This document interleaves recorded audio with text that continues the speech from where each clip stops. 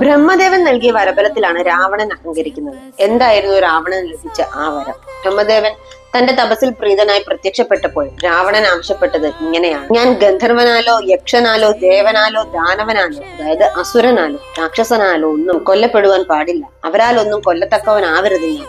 അവരിൽ നിന്നൊന്നും എനിക്ക് മരണം പാടില്ല. ബ്രഹ്മദേവൻ തഥാസ്തു പറഞ്ഞു. രാവണൻ അവജ്ഞ കൊണ്ടാകാം, പക്ഷെ മനുഷ്യൻ എന്നുള്ള പേര് പറയാതിരുന്നു. അതായിരുന്നു ആ വരബലത്തിന്റെ പഴുതു. മനുഷ്യനാൽ രാവണന് മരണം സാധ്യമാണ്.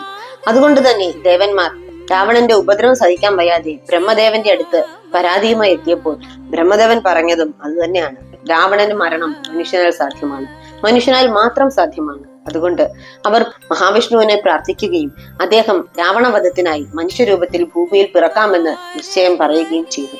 രാവണനെയും അവന്റെ പുത്രപൗത്രാദികളെയും അവന്റെ ജ്ഞാതികളെയും ബന്ധുക്കളെയും മിത്രങ്ങളെയും മന്ത്രിമാരെയും എല്ലാം വധിച്ചുകൊണ്ട് 10,000 സംവത്സരവും കൂടെ 1000 സംവത്സരവും ഞാൻ മനുഷ്യരൂപത്തിൽ ഭൂമിയിൽ കഴിയുന്നതുണ്ട് എന്ന് മഹാവിഷ്ണു ദേവന്മാർക്ക് വാക്കു നൽകുകയും ചെയ്യുന്നു.